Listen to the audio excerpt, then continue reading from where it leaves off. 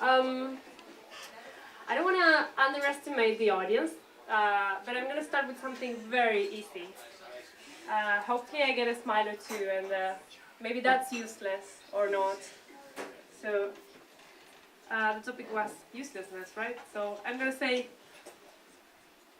on the topic of competition that maybe we think we are winning. Most toilet seats broken by the head in 1 minute, 46. Fastest to break balloons with the back against the butt. I cannot show pictures because that's one of the rules of the BARTALK series, so you just have to imagine that. Most steps walked by a dog balancing a glass of water on the head. This is very interesting. It's the same amount going forward than going backwards, and it's 10 steps. Loudest purr of a domestic cat, 67.7 decibels. Maybe somebody knows exactly what that is. This is so, can I put this up higher? There. There. Most people throwing flip-flops simultaneously. Fastest 100 meters run in all fours. It was 15 seconds, I think that's pretty fast. This is very cute. A crowd of teenagers, 320 students, banging their heads simultaneously. They were listening to AC/DC, It's a Long Way to the Top. What else? The most times one leg has been positioned behind the head in 30 seconds, exactly 30 times, like the Greek dancer. Cheers to the Greeks. And I guess we could go on and on and on, because what is pretty interesting about this record Guinness thing is that these people think they're the best on something, right? Because they were the first. Actually, probably they were the only ones thinking about doing this, but yeah, they're best. A little bit about the history of record Guinness is that it started when in 1951, Sir Hugh Beaver, who was the marketing director of Guinness Breweries, went to a shooting party, something very useful for humanity, shooting birds. He missed the shot, and he got into a fight with his drunk fellow, and over if the golden plover or the red bruise was the fastest to run away from their bullets or something like that. So this has been going on for more than half a century, and if we put it simply, then we should say that it all started with two drunk guys in Ireland shooting ducks. But it's a big hit, and it's actually the record Guinness book.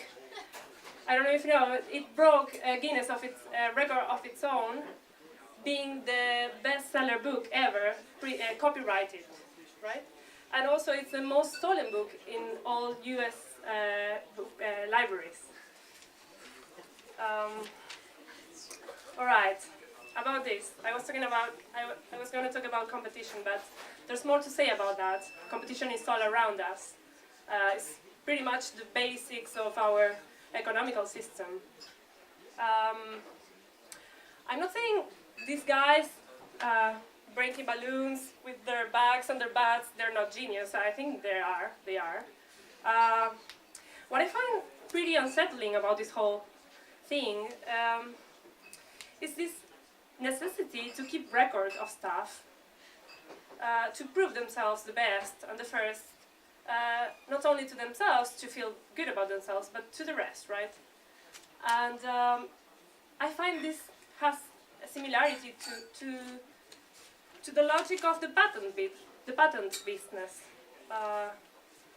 It's already been discussed a million times, but it has opponents and people who say this is the only way we could function. Like, this is the best world we could live in, right? Of course, the patent business is serious stuff. Nothing like these weird people breaking records. Or is it? For some reason, being the first on something, we tend to think that that gives us some right over stuff, some ownership rights. And if we think about it, I think this involves a certain notion of time, that it's not simply natural. We could always argue this. And we think about time, and we assume that we have this linear time, progressive time. So if I was here first, and I could put a stone on it, then nobody else was at the same time at the same place, right? What comes along with this very basic and metaphysical assumption about time is the way we experience life in general.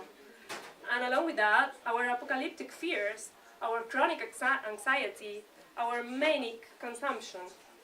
Think about what Y2K. I don't know if some of us are too young to remember Y2K, but I remember my mom buying tons of water and batteries because the world was going to end, and you know, really, I was pretty ashamed back then to tell my friends that my mom was doing that. But, yeah.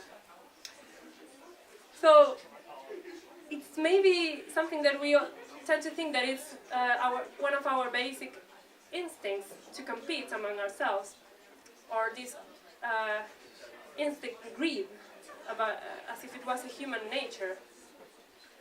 And many economic theories had tried to depict competition as a mathematical law, as the only rational way of a system to function. Otherwise, we get this historical proof, right? We become all lazy bastards, and I know, like communism has proved to fail. That's pretty easy to see.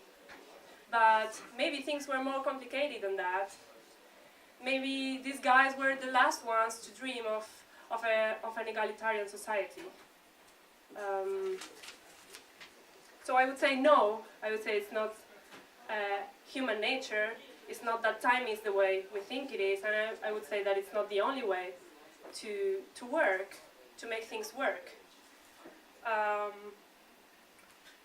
We get immensely rich drug companies suing states like Brazil, like South Africa, for producing their own AIDS cocktails, for breaking copyright law.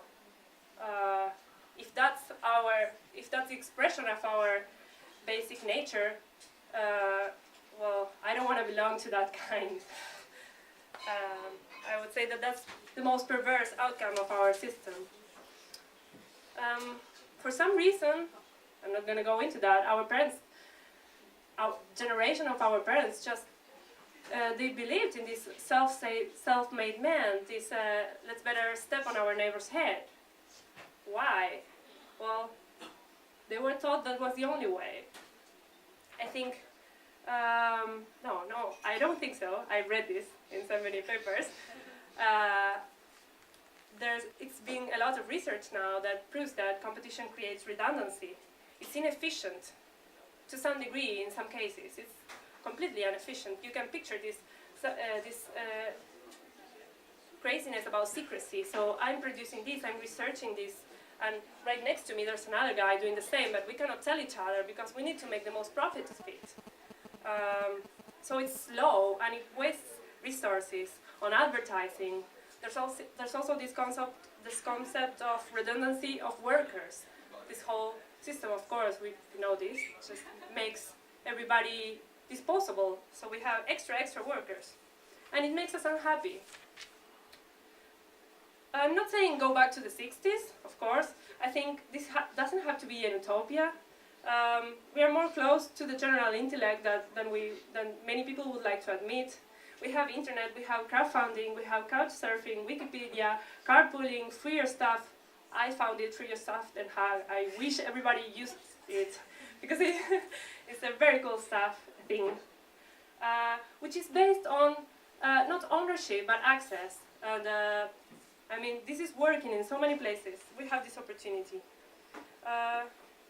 So yeah, pretty much it. It's not just useless giving away stuff. It's a working method.